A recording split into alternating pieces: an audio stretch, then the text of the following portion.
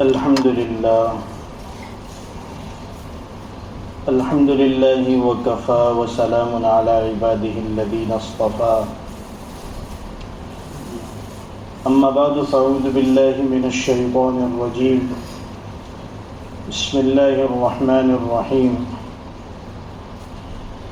إنا خلقناهم من طين لازب وقال رسول الله صلى الله عليه وسلم تخلقوا بأخلاق الله أو كما قال عليه الصلاة والسلام صدق الله العظيم وصدق رسوله النبي الكريم ونحن على ذلك لمن الشاهدين والشاكرين والحمد لله رب العالمين.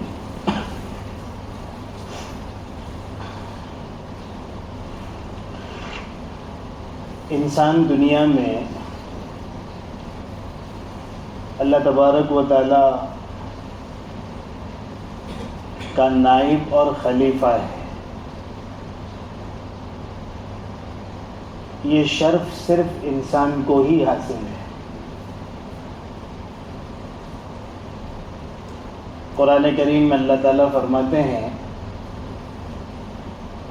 کہ ہم نے فرشتوں کو کہا کہ میں زمین میں اپنا نائب بنانا چاہتا ہوں، پیدا کرنا چاہتا ہوں. جس کو نائب بنایا وہ انسان ہی ہے، جس پر فرشتوں نے سوال کیا تھا کہ اللہ تو جس کو پیدا کرے گا وہ بھی اسی طریقے سے فتنہ اور فساد کریں گے جس طرح سے تیری مخلوق جن ایک عرصے سے فتنہ اور فساد کر رہی ہے. تو اللہ تبارک و تعالیٰ نے اس کا صرف اتنا جواب دیا تھا انی اعلم ما لا تعلمون، میری اس مخلوق کے تعلق سے جو چیزیں میں جانتا ہوں وہ تم نہیں جانتے. تو انسان کو اللہ تبارک و تعالیٰ نے اپنا خلیفہ بنایا دنیا میں، اور انسان اللہ تبارک و تعالیٰ کی صفات کا مظہر اتم ہے. یعنی اللہ تبارک و تعالیٰ کی صفات اگر کسی میں دیکھنی ہے تو انسان میں دیکھ لو. اللہ تعالیٰ نے اتنی عظیم مخلوق انسان کی شکل میں بنائی، اسی وجہ سے انسان کو اشرف المخلوقات کہا جاتا ہے. کہ مخلوقات تو بہت چرند پرند، بحری بری آسمانی زمینی اور پتہ نہیں اللہ کی کیسی کیسی دنیا اور عالم ہیں جہاں پر اللہ کی مخلوق ہوگی، لیکن ان سب میں سب سے زیادہ شرافت والی، عزت و عظمت والی مخلوق جو ہے وہ انسان ہے. اس انسان کو اللہ تبارک و تعالیٰ نے مٹی سے پیدا کیا. قرآن کریم میں ہے انا خلقناہم من طین لازب، ہم نے انسان کو کھنکتی مٹی سے پیدا کیا، بجتی ہوئی مٹی سے پیدا کیا. تو انسان کا خمیر مٹی سے لیا گیا ہے، اس کی اصل مٹی ہے.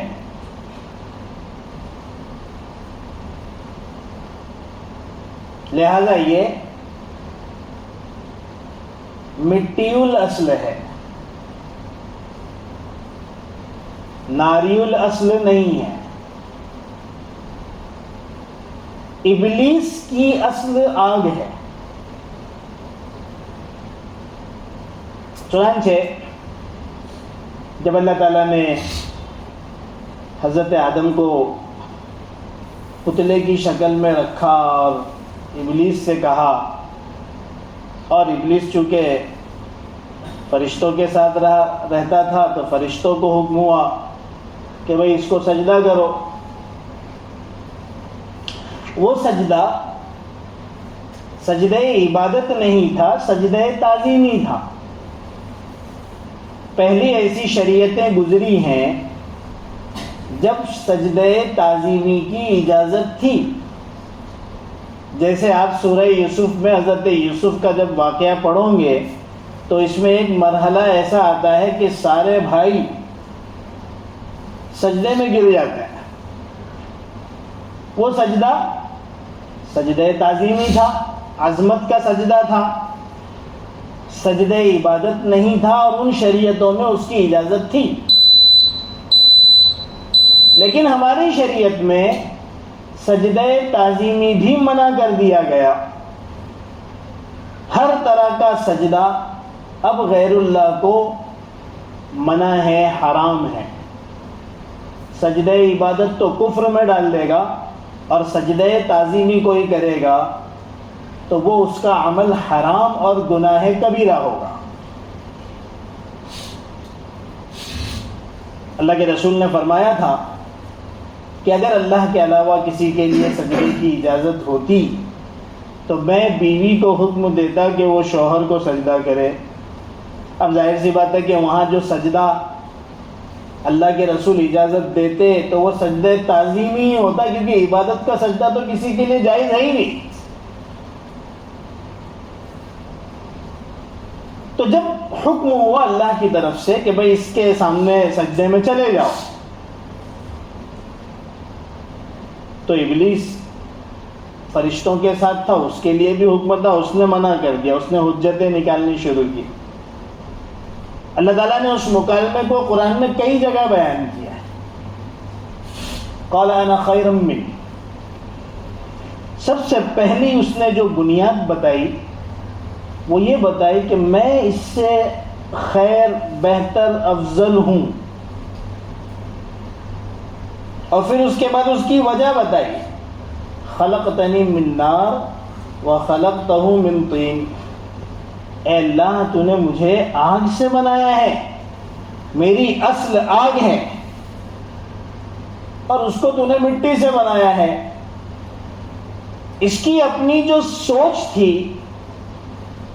وہ یہ تھی کہ آگ افضل ہے، مٹی مفضول ہے. آگ اعلیٰ ہے، مٹی ادنا ہے. آگ معزز ہے اور مٹی ذلیل ہے. ہوتا بھی ایسا ہی ہے، آگ اوپر جاتی ہے، مٹی بیچاری نیچے آتی ہے. حالانکہ یہ اس کی خام خیالی تھی، اس کی سوچ صحیح نہیں تھی. مٹی اور آگ، ان دونوں میں مٹی میں فائدے زیادہ ہیں بنسبت آگ کے. ان دونوں میں بنیادی ایک فرق تو یہ ہے کہ آگ ہر چیز کو جلا کر ختم کر دیتی ہے، چاہے وہ چیز اچھی ہو، مفید ہو، کارآمد ہو یا بیکار ہو. کسی جگہ پر آگ لگتی ہے تو وہ پورے گھر کے اور پورے علاقے کے ساری چیزوں کو جلا کر خاک کر دیتی ہے. اس میں یہ تمیز نہیں کرتی کہ بھائی یہ اچھی اور قیمتی چیز ہے، اس کو نہ جلاؤں، یہ بہت اچھے لوگ ہیں اس لیے بچ جائیں، اور یہ چیز کوڑا کرکٹ اور بے فائدہ چیزیں ان کو جلا دیتی ہوں. آگ اس کی تمیز نہیں کرتی، وہ ہر چیز کو جلا دیتی ہے. اس کے مقابلے میں مٹی ہر ایک کو فائدہ پہنچاتی ہے. مٹی سے انسان بھی فائدہ اٹھاتے ہیں، مٹی سے جانور بھی فائدہ اٹھاتے ہیں، مٹی سے عقل مند بھی فائدہ اٹھاتا ہے، مٹی سے نادان بھی فائدہ اٹھاتا ہے، مٹی سے پڑھا لکھا بھی فائدہ اٹھاتا ہے، مٹی سے کسان جو عام طور پر پڑھے لکھے نہیں ہوتے وہ دنیا کے لیے راحت اور آسانی کے اسباب کو مہیا کرتے ہیں۔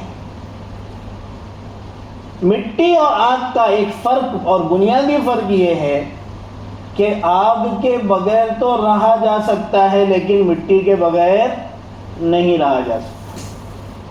جب تک آگ کا انسان کو پتہ نہیں تھا تو انسان پھل کھا کر دوسری چیزیں کھا کر اپنی زندگی گزارتا تھا۔ پھر ایک موقع پر اللہ کی طرف سے آگ کا پتہ لگا اور پھر چیزوں کو بنانے کی ترتیب انسان کو سمجھ میں آئی تو پھر اس نے آہستہ آہستہ چیزوں کو پکانا بھی شروع کیا۔ آج بھی ہم بے شمار چیزیں بغیر آگ کو چھوئے ہوئے کھاتے ہیں۔ آم کو کون پکاتا ہے؟ تربوز اور خربوز کو کوئی آگ پر سینکتا ہے؟ سارے پھل، سارے بہت ساری چیزیں، سبزیاں بھی انسان جو ہے وہ بغیر آگ پر استعمال کیے ہوئے کھاتا ہے۔ اسی طریقے سے اللہ کی بہت ساری مخلوق ہے جس کو آگ کی ضرورت کبھی نہیں پیش آتی۔ کبھی آپ نے بھینس، گائے، بکری، بھیڑ کو دیکھا کہ وہ سبزیوں کو آگ پر پکا کر کھاتے ہوں؟ وہ تو ایسے ہی کھاتے ہیں، ان کو زندگی میں کبھی بھی آگ کی ضرورت پیش نہیں آتی۔ لیکن مٹی کے بغیر کوئی نہیں رہ سکتا۔ مٹی کے ذریعے سے جو اناج نکلتا ہے، مٹی کے ذریعے سے جو سبزہ نکلتا ہے، جو نباتات نکلتے ہیں، جو سبزیاں نکلتے ہیں، جو فروٹس نکلتے ہیں اور جو بے شمار اللہ کی نعمتیں نکلتی ہیں، آدمی اس کو استعمال کرتا ہے، جانور اس کو استعمال کرتے ہیں، چرند پرند اس کو استعمال کرتا ہے، اللہ کی دوسری مخلوقات ان کو استعمال کرتے ہیں۔ پتہ چلا کہ آگ کے مقابلے میں مٹی افضل ہے، بھلے وہ نیچے جا رہی ہے، متواضع ہی اصل شخص ہے، متکبر وہ تو اللہ کی نگاہ میں اور انسانوں کی نگاہ میں بہت چھوٹا ہوتا ہے۔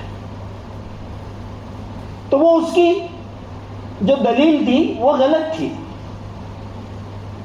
وہ اس کی جو دلیل تھی وہ غلط تھی۔ بتا دیا گیا کہ مٹی ہی اصل ہے، مٹی ہی افضل ہے، مٹی ہی انسانیت کے لیے، اللہ کی مخلوق کے لیے سب سے زیادہ مفید ہے۔ تو اللہ تعالیٰ نے مٹی سے انسان کو پیدا کیا، یعنی اللہ تعالیٰ نے افضل چیز سے پیدا کیا۔ اور اصول کیا ہے؟ اصول یہ ہے کل شیء یرجع الی اصلہ، ہر چیز اپنی اصل کی طرف لوٹتی ہے، ہر چیز اپنی اصل کی طرف لوٹتی ہے۔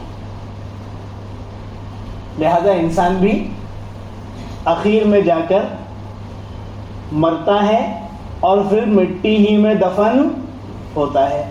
اصول ہے کل شیء یرجع الی اصلہ، مٹی سے پیدا ہوا، خمیر اسی سے بنا اور پھر مٹی ہی میں جا کر اس کو دفن ہونا ہے، وہیں پر اس کو لوٹنا ہے۔ ابلیس بھی اپنی اصل کی طرف لوٹا، جہنم میں چلا گیا، آگ تھا، آگ میں چلا گیا۔ انسان کو چاہیے کہ وہ اپنی اصل یعنی مٹی کی طرف لوٹے۔ ظاہر سی بات ہے کہ وہ تو مرنے کے بعد ہی لوٹے گا۔ دیکھیے اسلام کا حسن دیکھیے، اسلام کی خوبی دیکھیے، چونکہ یہ مذہب اللہ تبارک و تعالیٰ کا بنایا ہوا ہے، یہ مذہب فطرت کے مطابق ہے، اس لیے حکم مرنے کے بعد دفن کا ہے، جلانے کا نہیں ہے۔ اس دنیا میں سب سے پہلا انسان وہ حضرت آدم ہے، انہی سے اللہ تعالیٰ نے نسل کو چلایا۔ سب سے پہلا دنیا میں جو گناہ ہوا وہ انہی کے بیٹوں کے ذریعے ہوا۔ ساری چیزیں ہونی ہے نا۔ حابیل اور قابیل کے واقعے کو اللہ تبارک و تعالیٰ نے قرآن میں بیان کیا۔ بنیاد حسد۔ دیکھیے دو بنیادیں ہیں۔ کائنات کا سب سے پہلا گناہ ابلیس کے ذریعے ہوا، اس نے منع کیا میں سجدہ نہیں کروں گا، اس کی بنیاد تھی تکبر۔ اور دنیا کا سب سے پہلا، کائنات الگ ہے، دنیا الگ ہے، یونیورس الگ ہے، ورلڈ الگ ہے. دنیا کا پہلا گناہ، اس کی بنیاد عورت بنی اور اس کی بنیاد حسد بنی کہ قابیل کو حسد ہو گیا کہ حابیل کی بیوی میرے بیوی سے زیادہ خوبصورت ہے، لہذا وہ میرے کو ملنا چاہیے. ملنے کی کوئی شکل سوجی نہیں تو قتل کر دیا. اب قتل تو کر دیا چونکہ دنیا کا پہلا گناہ تھا،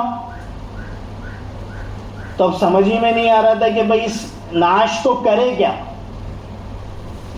اللہ تبارک و تعالیٰ ساری چیزوں کو دیکھ رہے ہیں، 2 کوے بھیج دیے.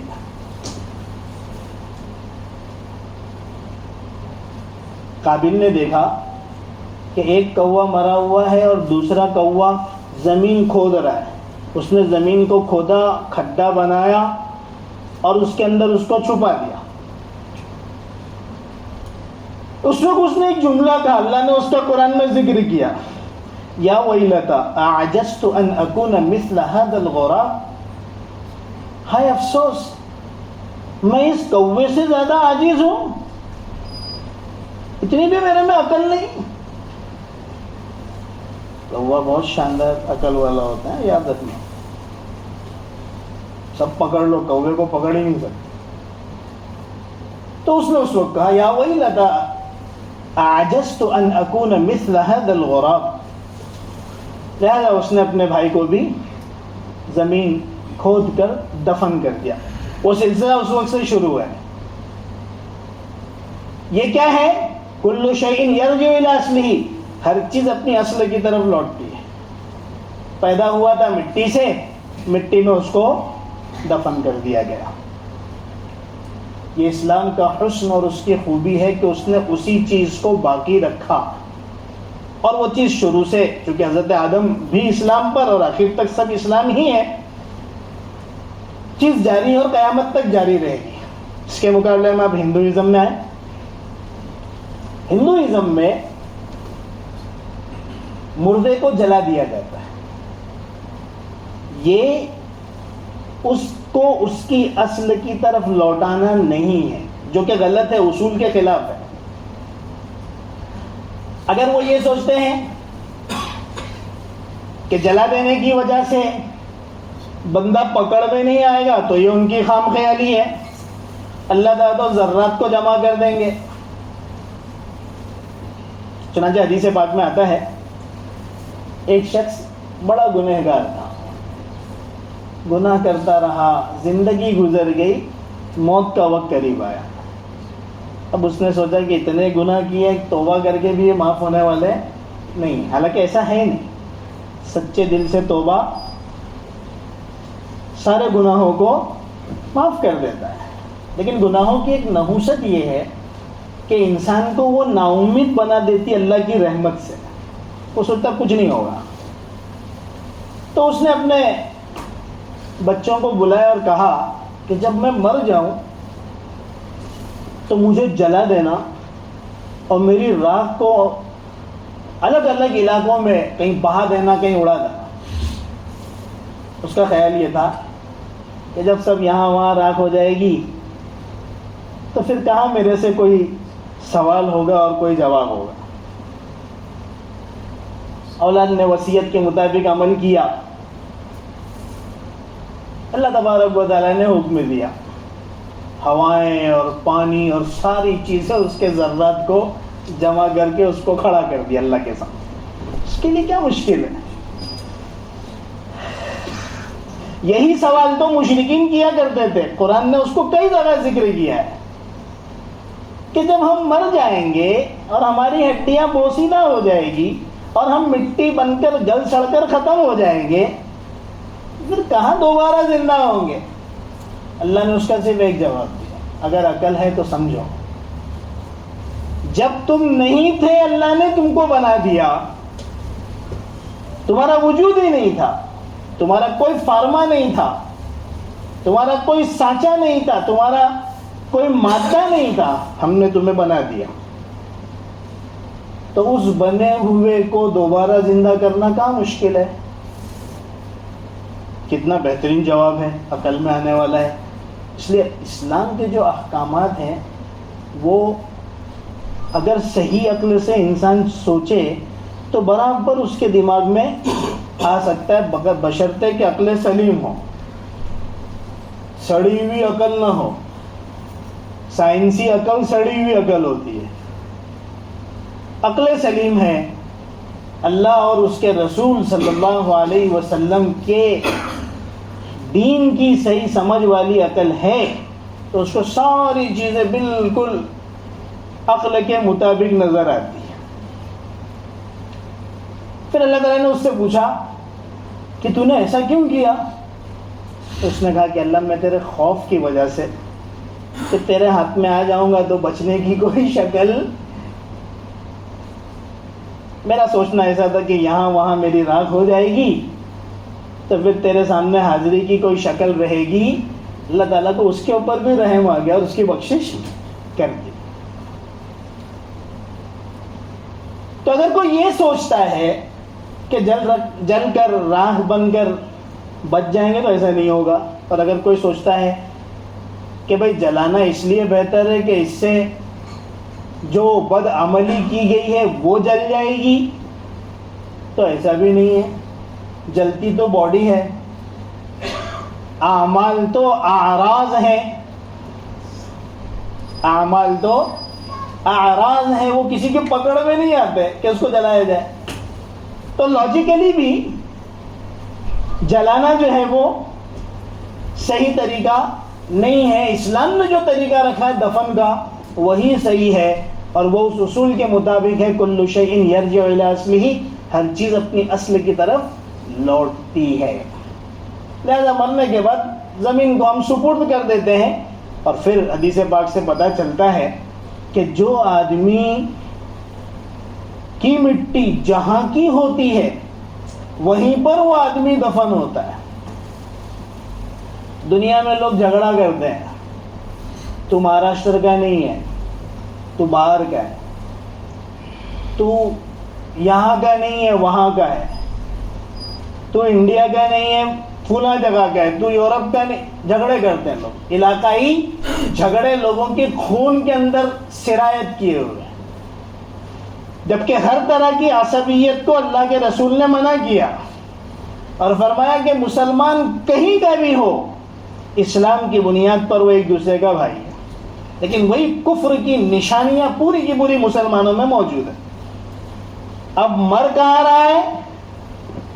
یہ مر رہا ہے بمبئی میں اور پیدا کہاں ہوا ہے؟ دہلی میں. جھگڑے اب تک زندگی بھر بمبئی اور دہلی کے ہوئے، مرنے کے بعد پتہ چلا کہ بھائی یہ تو اس کی مٹی تو بمبئی کی ہی تھی.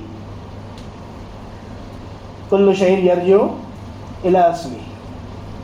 بہت سارے لوگ دبئی میں مر رہے ہیں، بہت سے سعودی میں مر رہے ہیں، بہت سے یو ایس میں مر رہے ہیں، پیدا ہندوستان میں ہوئے ہیں.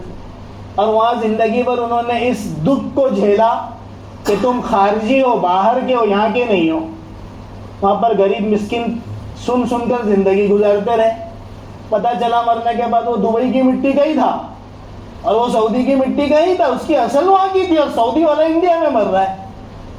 بات کو سمجھیے، کتنی بہترین چیز ہمیں ہمارے نبی نے سکھائی کہ بھائی ان بنیادوں پر جھگڑنا مت. اسلام کی بنیاد پر اور ایمان کی بنیاد پر آپس میں اتفاق اور اتحاد رہے. اب مرنے کے بعد تو قبر میں جانا ہی ہے. ہمیں یہ کہا گیا کہ مرنے سے پہلے ہی اپنی اصل یعنی مٹی کے ساتھ تعلق پیدا کرو. مرنے کے بعد تو مٹی میں جانا ہی ہے کیونکہ وہ ہماری اصل ہے. لیکن مرنے سے پہلے اپنا تعلق اپنی اصل اور اپنی مٹی سے پیدا کرو. کیا مطلب؟ مطلب یہ ہے کہ مٹی کے اندر جو صفات ہیں ان صفات کو اپنے اندر پیدا کرو. یہاں تک تو تمہید تھی. اب اصل ہمارے کام کی بات ہے. ہم مٹی کے ہیں نا، ہمارا خمیر مٹی کا ہے، ہم آگ کے نہیں ہیں. ہمارا خمیر آگ کا وہ شیطان والا ہے. لہذا ہمیں اپنی زندگی میں مٹی کی صفات پیدا کرنا ہے. علماء فرماتے ہیں مٹی کے اندر 4 صفتیں ہیں. جس آدمی میں یہ 4 صفتیں پیدا ہو جائیں وہ اللہ تبارک و تعالیٰ سے واصل ہو جاتا ہے، یعنی اس کا تعلق اللہ تعالیٰ سے جڑ جاتا ہے. اللہ تعالیٰ نے بڑی حکمت سے ہمیں مٹی کا بنایا ہے. ہمیں بھی آگ سے بنا سکتا تھا، ہمیں بھی کسی اور مادے سے بنا سکتا تھا، لیکن مٹی کے اندر اللہ تبارک و تعالیٰ نے وہ خصوصیات اور وہ خوبیاں رکھی ہیں جو آگ میں نہیں ہے، جو دوسرے کسی مادے میں نہیں ہے. تو یہ کوئی بات نہیں ہوگی کہ ہم مرنے کے بعد مٹی میں چلے جائیں گے اور زندگی میں مٹی کی صفات اور خوبیاں ہم میں نہ رہے. اصل یہ ہے کہ ہم میں مٹی کی صفات رہے. 4 صفتیں ہیں مٹی میں، تو ظاہر سی بات ہے وہ 4 صفتیں ہم میں ہونا چاہیے. پہلی صفت یہ ہے کہ مٹی انسان کے جسم کو چھپاتی ہے. آدمی مرتا ہے، مرنے کے بعد وہ قبر میں داخل کیا جاتا ہے، مٹی ڈال دی جاتی ہے، اس کا جسم چھپ جاتا ہے. اس سے پتہ چلا کہ مٹی جو ہے وہ ستر پوشی کا کام دیتی ہے، انسان کو چھپاتی ہے. جیسے کپڑا ہمارے جسم کو چھپاتا ہے. کپڑا ہٹ جائے گا، انسان ننگا بے عزت ذلیل رسوا ہو جائے گا. مٹی انسان کو اس کے جسم کو چھپاتی ہے. لہذا انسان میں ستر پوشی کی صفت ہونا چاہیے. اللہ تبارک و تعالیٰ بھی ستار ہیں. اللہ تبارک و تعالیٰ نے اپنی اسی ستاری والی صفت کی وجہ سے ہمارے عیبوں کو چھپا رکھا ہے. دنیا میں بھی چھپا رکھا ہے، اور کل قیامت میں بھی ہماری دعا ہے کہ اللہ ہمارے گناہوں اور عیبوں کو چھپا کے رکھنا.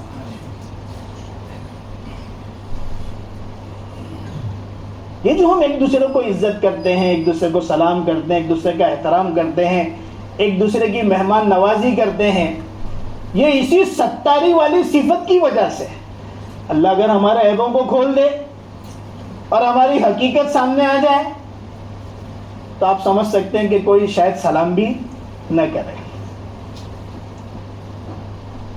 ایک بزرگ فرماتے ہیں اگر کوئی تیری تعریف کرے تو در حقیقت وہ اللہ تبارک و تعالیٰ کی صفت ستاری کی تعریف کر رہا ہے، اس لیے کہ اس نے اس تیری حقیقت اور اصلیت کو چھپا کر رکھا ہے.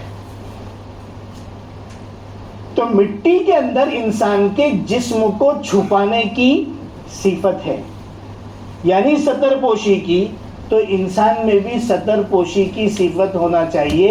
اللہ ستار ہے، اللہ چاہتے ہیں کہ بندہ بھی دوسروں کے عیبوں کو چھپائے، عیبوں کو ظاہر نہ کرے. یہ ایک بہت زبردست اچھے اخلاق میں سے ہے، اور اچھے اخلاق جس کو مل جائے، جس میں پیدا ہو جائیں، یہ اللہ تبارک و تعالیٰ کی سب سے بڑی اس کے ساتھ نعمت ہے. حضور اکرم صلی اللہ علیہ وسلم سب سے زیادہ اچھے اخلاق والے تھے. قرآن کہتا ہے اِنَّكَ لَعَلَىٰ خُلُقٍ عَظِيمٍ، آپ سب سے بلند، سب سے بالا، سب سے اعلیٰ اخلاق والے ہیں. تو اسی میں ستر پوشی اور عیب کو چھپانا بھی آتا ہے. ہمارا معاشرہ کیسا ہے؟ ہمارے سامنے ہے. ایک دوسرے کے عیبوں کو اچھالنا، ایک دوسرے کو عیبوں کو تلاش کرنا، ڈھونڈنا، توہ میں لگے رہنا، جستجو میں لگے رہنا، اور پھر اس کے بعد جو ہے لوگوں کے سامنے اس کو ظاہر کرنا، یہ ہمارا مزاج ہے. یہ اسلامی مزاج نہیں، یہ اللہ کے رسول کا طریقہ نہیں، یہ اللہ کو پسند. ایک یہودی اللہ کے رسول صلی اللہ علیہ وسلم کی خدمت میں آیا. نیت اس کی حضور کو تکلیف دینے کی تھی. منافق ہوگا؟ اللہ کے رسول صلی اللہ علیہ وسلم نے مہمان نوازی کی، بلایا. اس نے کہا کہ میں آپ کے یہاں رہنا چاہتا ہوں. کہا کہ رہو. رات کا وقت آیا تو اللہ کے رسول صلی اللہ علیہ وسلم نے کھانا پیش کیا. اب وہ اتنا کھا رہا تھا کہ ایک انسان اتنا نہیں کھاتا ہے. اس کی یہ نیت تھی کہ میں اتنا کھاؤں گا کہ آپ کے یہاں کھانا ختم ہو جائے اور پھر جب آپ عذر کر دیں تو میں کہوں کہ آپ مہمان کا اکرام بھی نہیں کرتے, مہمان کو منع کر دیتے ہیں. اس کی نیت یہ تھی. اب وہ کھایا جا رہا ہے. اللہ تبارک و تعالیٰ کا کرنا ایسا ہوا, اللہ اپنے نبیوں کی مدد کرتے ہیں, کھانے میں برکت ہو گئی. اب وہ کھا رہا ہے, کھانا ختم ہی. بہرحال پہلے معاملے میں تو وہ فیل ہو گیا, خوب کھا لیا. اب جب رات ہوئی تو اللہ کے رسول صلی اللہ علیہ وسلم نے اس کے لیے بستر وغیرہ لگایا کہ بھئی تم آرام کر لو اور آپ اپنے مکان چلے گئے. اب اتنا کھا لیا تھا کہ اس کا پیٹ خراب ہو گیا, بد ہضمی ہو گئی, پیٹ میں درد شروع ہو گیا. اب یہ معاملہ آگے اتنا بڑا کہ اس نامعقول نے بستر پر ہی ہگ دیا, کنٹرول نہیں ہوا. اب جب صبح ہوئی تو اندھیرے میں جا کر چھپ گیا. حضور اکرم صلی اللہ علیہ وسلم دن نکلنے کے بعد خبر گیری کے لیے آئے کہ بھئی میرے مہمان کا حال کیا ہے. دیکھا تو مہمان تو ہے ہی نہیں اور بدبو خوب آ رہی ہے. اللہ کے رسول صلی اللہ علیہ وسلم نے نہ کسی باندی کو بلایا, نہ کسی خادم کو بلایا, نہ کسی اور کو اطلاع کی. آپ نے یہ سوچا کہ بھئی یہ گندگی کو میں ہی دھو دیتا ہوں. دیکھیے کس طرح سے عیب کو چھپایا جا رہا ہے, اور مہمان کا اکرام بھی سمجھ میں آتا ہے. تو اللہ کے رسول صلی اللہ علیہ وسلم نے پانی لیا اور اس کو دھونا شروع کیا. اچھا اتفاق ایسا ہوا کہ جب آدمی رات کو سوتا ہے تو اپنی بہت ساری چیزیں سامنے اٹھا کر رکھ دیتا ہے. جیسے جیب ہے تو جیب میں سے پرس نکال لیا, دوسری چیزیں, تھوڑا فری ہو کے سوتا ہے. وہ بھی ایسی سویا تھا, اس کو یاد ہے کہ میری چیزیں وہاں پر پڑی ہوئی ہے, جاؤں گا تو سامنے نظر آ جاؤں گا. لیکن یہودی تھا, وہ کہاں چھوڑنے والے اپنی چیز. وہ بہرحال اس نے ارادہ کہ جا کے دیکھتے ہیں کیا ہوتا ہے. اب جب آگے دیکھا تو اللہ کے رسول صلی اللہ علیہ وسلم اپنے دستے مبارک سے جو ہے اس کی گندگی تنہا صاف کر رہے ہیں. اب جب وہ آیا ہے تو اللہ کے رسول صلی اللہ علیہ وسلم اس کی خیریت پوچھ رہے ہیں. ارے بھائی حال چال ٹھیک ہے, خیریت ہے, کیا ہو گیا, مطلب طبیعت خراب ہو گئی آپ کی. وہ بڑا متاثر ہوا کہ دوسرا کوئی ہوتا تو وہ تو غصہ ہو جاتا. تو اس نے ایک سوال کیا اللہ کے رسول سے کہ آپ اپنے ہاتھ سے یہ گندگی دھو رہے ہیں, کسی کو بلا لیتے. اس وقت حضور اکرم صلی اللہ علیہ وسلم نے فرمایا کہ میں نہیں چاہتا ہوں کہ تمہاری یہ حرکت کا علم کسی اور کو ہو اور تمہاری رسوائی ہو جائے. یہ جملہ اس پر ایسا اثر کیا کہ اس نے پھر اللہ کے رسول صلی اللہ علیہ وسلم کے ہاتھ پر کلمہ. یہ ہے اصل اخلاق, اور یہ ہے اصل وہ چیز کہ ہم مٹی سے بنائے گئے. مٹی میں یہ صفت ہے کہ وہ جسم کو چھپاتی ہے, لہذا ہم میں بھی یہ صفت ہونا چاہیے کہ ہم لوگوں کے عیوب کو چھپائیں. لوگوں کے عیوب کو چھپانا اصل کمال ہے, لوگوں کے عیوب کو ظاہر کرنا یہ کوئی بڑی بات نہیں ہے. ہمیں اپنی زندگیوں میں اس چیز کو داخل کرنا چاہیے, اس سے اللہ راضی ہوتا ہے. تو 4 چیزیں بتائی گئی ہیں مٹی کی صفات میں, خوبیوں میں. اس میں ایک پہلی چیز ہو گئی کہ مٹی جو ہے وہ چھپانے والی چیز ہے, جسم کو چھپاتی ہے, لہذا ہم میں بھی لوگوں کے عیوب اور برائیوں کو چھپانے کی صفت ہونا چاہیے. باقی انشاءاللہ آئندہ بات ہوگی. سبحان اللہ.